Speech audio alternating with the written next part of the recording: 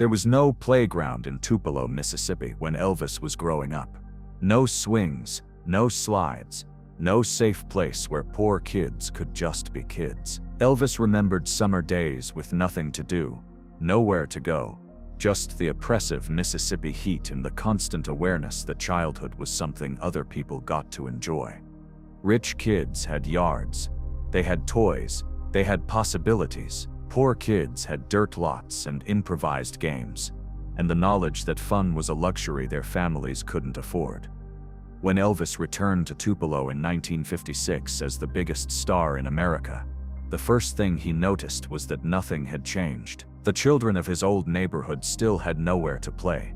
They were growing up exactly like he had, with poverty limiting not just their resources but their imagination, their joy, their sense of possibility. Elvis decided that if he couldn't change his own past, he could at least change their future. What he did next would give Tupelo's children something Elvis never had: a place to dream. But to understand why Elvis would perform 2 benefit concerts in his hometown, raising money for a youth center and park, you need to know what his childhood in Tupelo was really like. You need to understand what it means to grow up poor in a small southern town where poverty isn't just about money. It's about having nowhere to go, nothing to do, and no way to imagine a different future. Elvis Aaron Presley was born on January 8, 1935, in a 2-room shotgun shack in East Tupelo, Mississippi. The house had no running water, no electricity, no indoor plumbing. Elvis's father Vernon worked odd jobs when he could find them. His mother Gladys did laundry and cleaning for wealthier families. They were what people called dirt poor. And in 1935 Mississippi, that was the poorest you could be. Elvis's twin brother Jesse Garon was stillborn. Gladys never fully recovered from that loss, and it colored everything about how she raised Elvis. He was precious to her, irreplaceable, the child who survived. But love couldn't change their circumstance. The Presley family lived on the edge of destitution, one missed paycheck away from having nothing at all. Elvis's earliest memories were of hunger, not the kind of hunger that makes you skip a snack, but the deep, persistent hunger that comes from not knowing when your next meal will arrive. Gladys would make biscuits and gravy stretch for days. Commodity cheese and powdered milk were luxuries. There were weeks when the family subsisted on whatever neighbors could spare, and whatever Gladys could grow in their tiny garden. But the physical deprivation, as difficult as it was, wasn't the worst part of poverty. The worst part was the boredom, the isolation, the sense that childhood was happening somewhere else, to someone else. In Tupelo's wealthier neighborhoods, children had birthday parties with cake and presents. They had bicycles and wagons. They had yards with trees to climb and grass to play on. They went to the community pool in summer and to organized activities at the town's recreation center. In East Tupelo, where the Presleys lived, there was none of. The streets were unpaved dirt roads that turned to mud when it rained. There was no community center, no playground, no organized activities. Poor kids entertained themselves however they could, with whatever they could find. Elvis remembered hot summer days with nothing to do. He'd sit on the porch of their shack, watching wealthier kids ride by on bicycles he'd never own, going to places he'd never see. The frustration wasn't just about wanting things. It was about feeling invisible, feeling like the world had opportunities and experiences that simply weren't meant for kids like him. What did you do for fun growing up? A journalist once asked Elvis after he'd become famous. Elvis thought for a long moment. Nothing. There wasn't anywhere to go or anything to do. You just sat around and tried not to think about how hot it was or how bored you were. The journalist pressed. But surely you played games, had friends. Sure, Elvis said. We'd throw rocks at tin cans. We'd make up games in empty lots. We'd walk around and look at things. But it wasn't fun. Not really. It was just killing time. Just waiting for something to happen that never did. That sense of waiting, of childhood being wasted on just getting through each day, shaped everything about how Elvis understood poverty. It wasn't just about lacking money. It was about lacking possibility. Lacking the infrastructure of childhood that wealthier kids took for granted. When Elvis was 3 years old, his father Vernon was arrested for forgery. He'd altered a check, trying to get money to feed his family. Vernon spent 8 months in Parchman Farm, Mississippi's notorious state penitentiary. While he was gone, Gladys and Elvis lost their house. They moved in with relatives, then to a series of rental rooms, each one smaller and more desperate than the last. Elvis remembered that period as a time of constant movement, never settling, never belonging anywhere. His mother would take him to school in the morning, but there was no routine at home, no stable place to return to. They were always staying with someone else, always temporary, always one step away from complete destitution. School itself was another reminder of Elvis's poverty. He wore hand-me-down clothes that didn't fit right. He qualified for the free lunch program, which meant standing in a separate line from the kids who paid, a daily public acknowledgement of being poor. He didn't have money for school supplies, field trips, or any of the extra activities that cost even small amounts. But the most visible marker of poverty was how Elvis spent his time outside of school. While wealthier kids went to after-school programs, played in organized sports, or gathered at the community center, Elvis went home to whatever room his family was occupying at that moment. There was nowhere else to go. Tupelo had a community center, but it was on the other side of town, in the white, middle-class neighborhood. Poor kids from East Tupelo weren't explicitly banned, but they weren't welcome either. The few times young Elvis ventured there, he felt the stares, heard the comments, understood that this space wasn't for him. There was a park in central Tupelo, with playground equipment and organized activities, but it cost money to use, and the Presleys didn't have money for things like park. Elvis would walk by sometimes and watch other children playing, climbing on equipment he'd never touch, participating in a childhood he'd never have. "I used to imagine what it would be like to have a place to go," Elvis later told his mother. "Just somewhere that was for kids like us, where we didn't have to feel poor, where we could just play and be normal." In 1948, when Elvis was 13, the Presley family left Tupelo for Memphis, Tennessee. Vernon and Gladys hoped for better opportunities, better jobs, a chance to escape the crushing poverty that had defined their lives in Mississippi. They found work, barely, and settled into Memphis's public housing. Life improved incrementally, but the scars of Tupelo remained. Elvis discovered music as his escape. He got his first guitar at 11, taught himself to play, found that music gave him something poverty couldn't take away. But even as his talent developed, even as he began to perform and to dream of something bigger, he never forgot those empty summer days in Tupelo. The boredom, the sense that childhood was a privilege reserved for people with money. By 1954, Elvis had recorded his first song at Sun Records in Memphis. By 1955, he was becoming famous. By 1956, he was the biggest star in America, with hit records, television appearances, and screaming fans wherever he went. He'd escaped Tupelo's poverty in the most spectacular way possible. But success didn't erase memory. Elvis thought constantly about the kids still growing up in East Tupelo, still experiencing the same crushing boredom and lack of opportunity he'd known. He thought about the playground that didn't exist, the community center that wasn't for poor kids, the summer days with nowhere to go. In August 1956, Elvis received an invitation that would give him a chance to do something about it. The Mississippi-Alabama Fair and Dairy Show, held annually in Tupelo, wanted Elvis to perform. They were offering him good money, real money. But what caught Elvis's attention wasn't the payment, it was the location. The fair was in Tupelo, his hometown, the place where he'd grown up with nothing, the place where children still had nowhere to play. Elvis called the fair organizers back. "I'll do the show," he said, "but I don't want payment. I want all the proceeds to go toward building a youth center and park for the kids in East Tupelo. Somewhere they can go, something they can use, a place that's actually for them." The organizers were confused. "Mr. Presley, we're talking about a significant amount of money. Are you sure you want to give it all away?" "I'm sure," Elvis said. "Those kids deserve better than what I had. They deserve a place to be kids. That's worth more than any paycheck." The concert was scheduled for September 26, 1956, at the fairgrounds in Tupelo.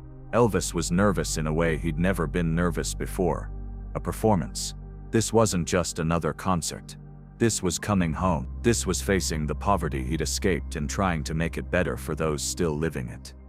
Elvis arrived in Tupelo the day before the concert. He drove through his old neighborhood in East Tupelo, past the shotgun shack where he was born, now marked with a small sign, past the empty lots where he'd killed time as a child, past the streets where nothing had changed. He saw children playing in those same empty lots, improvising the same games he'd played, dealing with the same boredom he'd felt.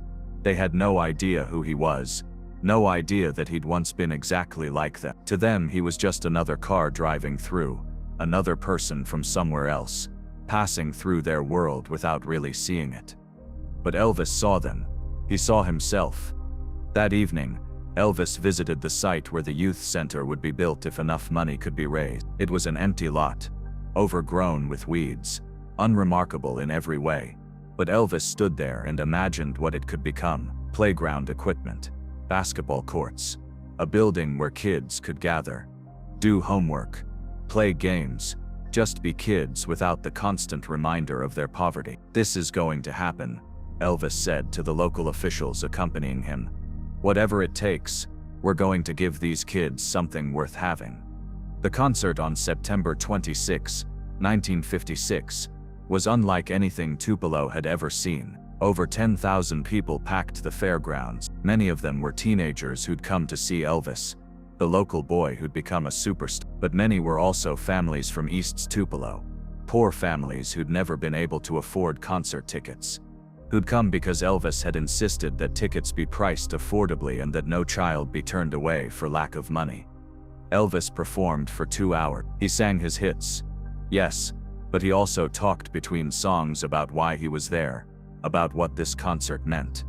"I grew up here," Elvis told the crowd, "right here in Tupelo, and I remember what it was like to be a kid with nowhere to go, nothing to do, feeling like childhood was something happening somewhere else. I don't want that for the kids growing up here now. They deserve better. They deserve a place that's theirs, where they can play and learn and just be kid. That's what we're building today."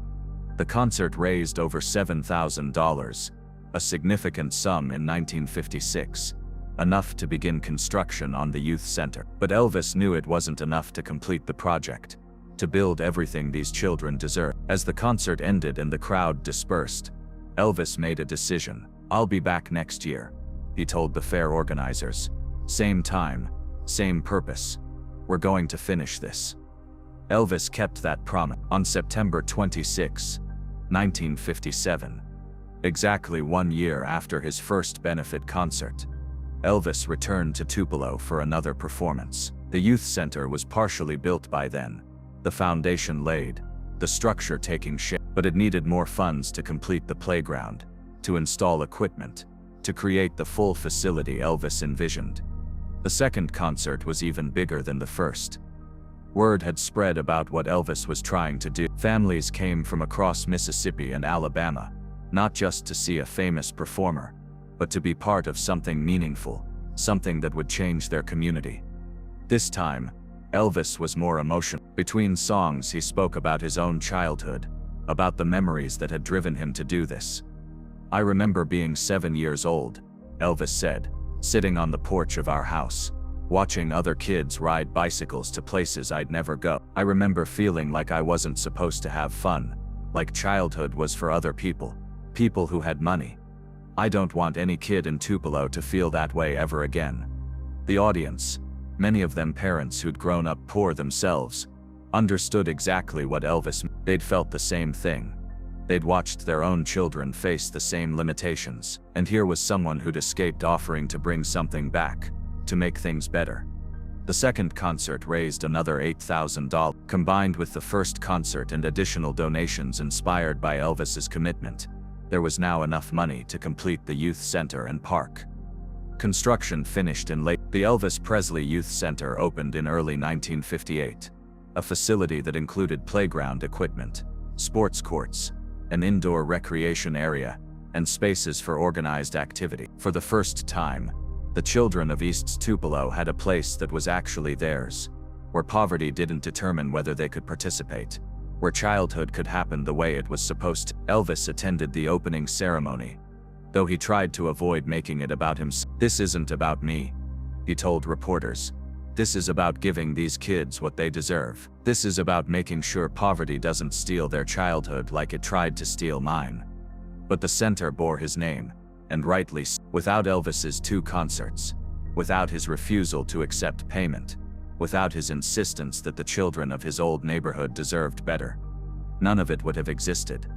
The impact was immediate and profound. Children who'd spent their days with nothing to do suddenly had options. They could play on real playground equipment. They could join organized sports. They could gather in a space designed for them, where they felt welcome, where poverty was invisible because everyone there was dealing with the same circumstance. Teachers at East Tupelo Elementary School noticed changes in their students. Kids who'd been listless and disengaged now had energy and enthusiasm, having a place to go, having structured activities, having the simple dignity of a childhood that included play and friendship and possibility. It made a difference. Parents noticed too. Their children were happier, more hopeful, more able to imagine futures beyond the poverty they'd been born into. The youth center became more than just a place to play. It became a symbol that someone from their community had made it, had remembered them, and had used his success to make their lives better. Over the years, thousands of Tupelo children would use the Elvis Presley Youth Center. Many would later credit it with changing their lives, with giving them a safe place during difficult childhoods, with showing them that their community cared about them even when poverty made them feel invisible. One of those children was a boy named Marcus Thompson, born in 1952 in the same East Tupelo neighborhood where Elvis had grown up. Marcus's family was poor. His father worked sporadically. His mother cleaned houses. By every measure, Marcus was headed for the same kind of difficult life Elvis had barely escaped. But Marcus had something Elvis hadn't: the youth center. He spent his afternoons there after school, playing basketball, doing homework in the quiet study rooms, participating in programs designed to keep kids engaged and off the streets. The center's staff became mentors, encouraging Marcus to stay in school, to imagine a future beyond poverty. Marcus became the first person in his family to finish high school. He went on to college on a basketball scholarship, became a teacher, and eventually returned to Tupelo to work with disadvantaged children. In a 1995 interview, Marcus was asked what made the difference in his life. "The youth center," Marcus said without hesitation. "Having that place, knowing someone cared enough to build it, seeing that Elvis remembered where he came from and wanted better for us. That's what changed everything. I might not have made it without that place. A lot of us might not have made it." Stories like Marcus's multiplied across decades. The youth center became a pipeline for children escaping poverty, for families finding support, for a community understanding that its children mattered regardless of their economic circumstance. Elvis visited the center whenever he was in Mississippi, always quietly, usually without publicity. He'd show up unannounced, play basketball with the kids, ask about their lives, encourage them to stay in school and chase their dream. He never made a big deal of these visits, never sought credit. He just wanted to see the place functioning, wanted to know that it was making a difference.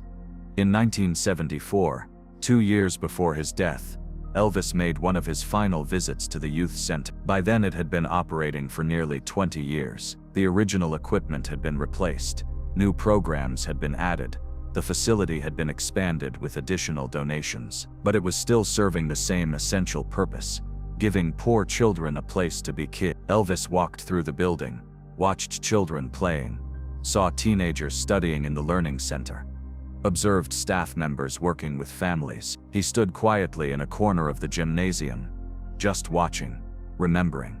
A staff member noticed him and approached. "Mr. Presley, we weren't expecting you." Elvis smiled slightly. "I just wanted to see it, make sure it's still doing what it's supposed to do." "It is," the staff member assured him. "This place saves lives, Mr. Presley, every single day. It gives children hope they wouldn't have otherwise. Because of you." Elvis shook his head. "Not because of me, because someone needed to do something. I just happened to be in a position to help." That modesty, that refusal to take credit for genuine good work, characterized Elvis's entire approach to the youth center. He built it not for recognition, but because the memory of his own childhood wouldn't let him do otherwise. Because seeing children with nowhere to go triggered something in him that couldn't be ignored. When Elvis died in August 1977, the youth center held a memorial service. Hundreds of people attended, many of them children and families who'd used the facility over the years. They spoke about what the center had meant to them, about the difference it had made in their lives, about the man who'd built it because he remembered what it felt like to be forgotten. One speaker, an elderly woman who'd watched Elvis grow up in East Tupelo, said something that captured the essence of what Elvis had done. He didn't forget us. He got famous. He got rich. He could have left Tupelo behind forever. But he didn't forget. He came back. He built something that would last. That's what love looks like. That's what remembering means.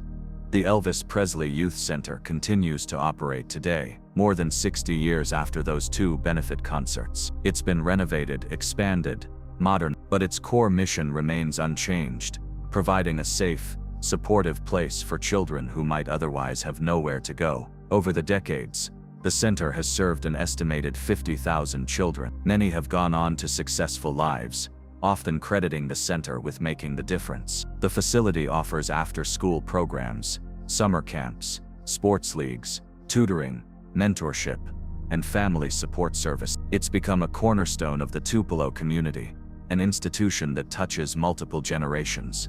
In 2010, the center conducted a survey of adults who'd used the facility as children. The results were striking. Users of the center had significantly higher high school graduation rates, lower involvement with the criminal justice system, and higher college attendance than comparable demographics who hadn't had access to such facilities. Sarah Mitchell, who conducted the study, concluded, "The Elvis Presley Youth Center demonstrates what's possible when communities invest in their children. The return on investment isn't just economic.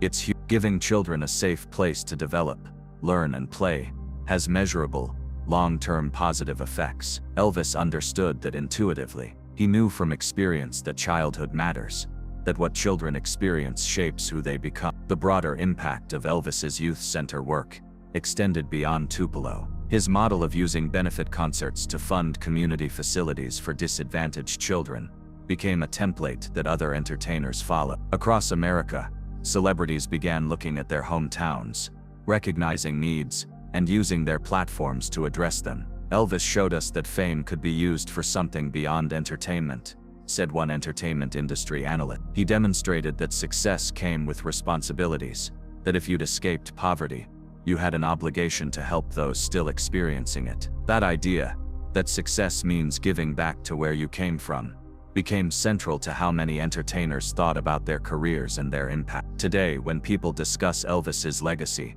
they often focus on his music, his cultural impact, his role in shaping rock and roll. All of that is true and significant. But in Tupelo, Mississippi, in the neighborhood where Elvis grew up poor and forgotten, his legacy is much simpler and more concrete.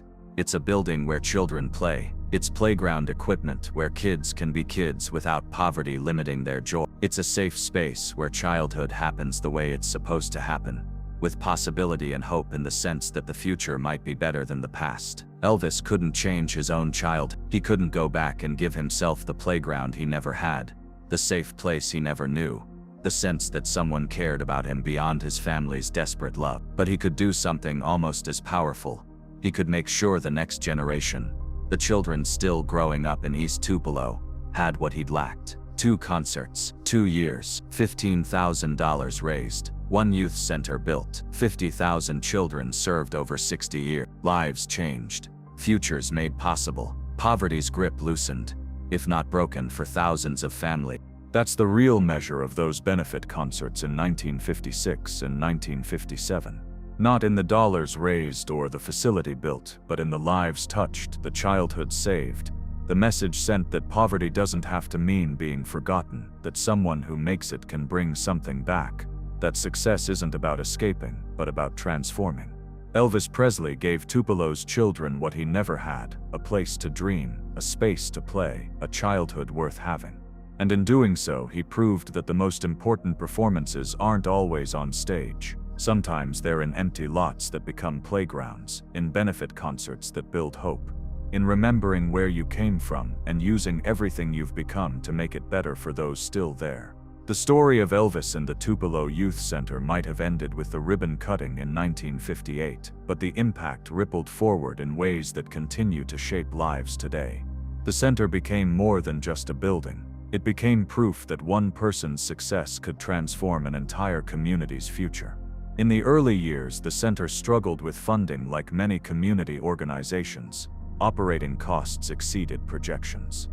Maintenance was expensive. Staff needed to be paid. The initial money from Elvis's concerts had built the facility, but keeping it running required ongoing support. Elvis never stopped contributing. He sent checks regularly, often anonymously. When he toured and performed within driving distance of Tupelo, he'd route through and do additional benefit shows. He donated memorabilia for fundraising auctions.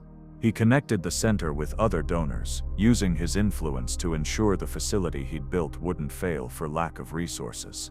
Mr. Presley understood that building something was just the beginning, remembered Dorothy Hayes, who served as the center's first director from 1958 to 1975. He knew that keeping it running, making sure it actually served children year after year, that was the real challenge. He stayed committed to that challenge for his entire life. The programs offered at the youth center evolved over time to meet changing community needs. In the 1960s, as the civil rights movement brought attention to systemic racism and segregation, the center became one of the first integrated facilities in Tupelo, welcoming all children regardless of race. Elvis, who'd grown up alongside black neighbors and had been deeply influenced by gospel music and black musical traditions, insisted on this.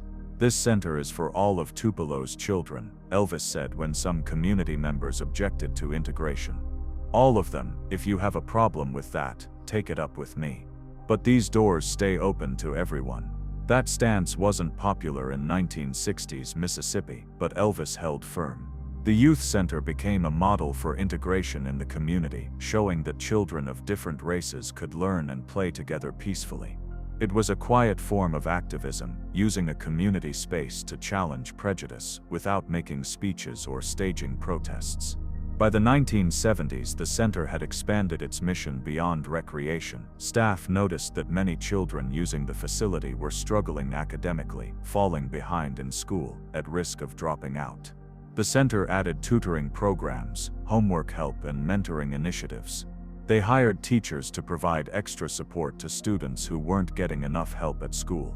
The impact was measurable. Students who participated in the center's academic programs showed improved grades, better attendance, and higher graduation rates. Teachers at local schools began referring struggling students to the youth center, knowing they'd receive support they couldn't get elsewhere.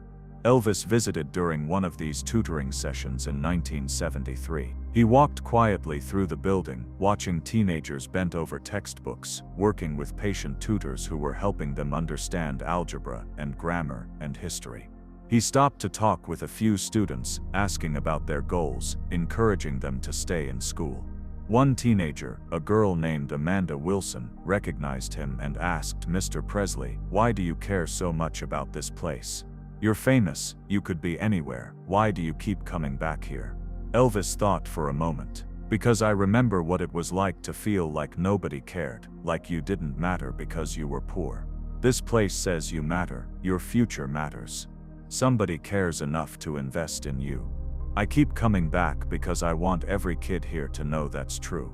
Amanda remembered that conversation for the rest of her life. She graduated high school, went to community college, became a nurse. Years later, she returned to work at the youth center, wanting to give back the way Elvis had given to her generation. The 1980s brought new challenges. Tupelo, like much of rural America, faced economic difficulties. Jobs disappeared, poverty rates increased. More families needed support. The youth center adapted, adding family services, job training programs for parents, and resources for families facing homelessness or food insecurity. The center became a hub for the community, addressing not just children's immediate needs but the systemic poverty affecting entire families. Staff helped parents find employment, access education, navigate social services, and build stability. The philosophy was simple: you can't help children without helping their families. This holistic approach proved remarkably effective. Families who engaged with the center's services showed improved outcomes across multiple measures. Employment rates increased. Housing stability improved. Family stress decreased. Children thrived when their parents had support. Lisa Marie Presley visited the center in 1995, after her father's death, wanting to understand this part of his legacy. She spent a week in Tupelo, meeting with staff, talking to families, observing programs. What she saw moved her profoundly. "I knew my father did charity work," Lisa Marie said in an interview afterward. "But seeing this place, understanding the depth of impact, the lives changed over decades, it gave me a different understanding of who he was." This wasn't about writing a check and walking away. This was sustained commitment to a community he never forgot. Lisa Marie established a foundation to ensure the center's continued funding after Elvis's estate stopped direct contributions. She remained involved for years, visiting regularly, advocating for expanded services, using her platform to draw attention to the center's work. The 2000s brought recognition from beyond Tupelo. The youth center became a case study in community development, studied by researchers, visited by other communities trying to replicate its success. The model Elvis had established, using entertainment revenue to fund sustained community infrastructure, was being copied across the country. Dr. James Morrison, a sociologist at the University of Mississippi, studied the center's impact, and his findings were striking. Children who used the center were 3 times more likely to graduate high school, twice as likely to attend college, and significantly less likely to be involved with the criminal justice system, compared to similar demographics without access to such facilities. The Elvis Presley Youth Center demonstrates conclusively that investing in children pays long-term dividends.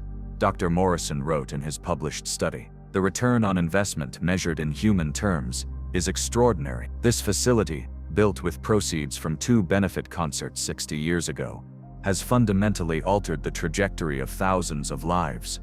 The center celebrated its 50th anniversary in 2008, with a ceremony attended by hundreds of former users, now adults with children of their own. Many brought their kids, wanting them to use the same facility that had changed their parents' lives. The theme of the celebration was generations of hope, acknowledging that the impact Elvis had intended was now spanning multiple generations. Speakers at the anniversary included teachers, business owners, professionals, all people who'd used the center as children and credited it with making their success possible. They talked about having a safe place during difficult childhoods, about mentors who believed in them, about learning that poverty didn't have to define their future. One speaker, Reverend Michael Johnson, who'd grown up in East Tupelo in the 1960s and now led a church in Memphis, captured the essence of what Elvis had created. "This building saved my life. I'm not being dramatic. I was heading down a bad path, making bad choices, and this place gave me an alternative. It gave me people who cared, activities that engaged me, and a vision of a different future. Without this center, I don't know where I'd be. Probably prison or dead. Instead, I'm here, with a family, a calling, a life worth living." That's what Elvis's gift means. That's what 2 concerts in 1956 and 1957 produced.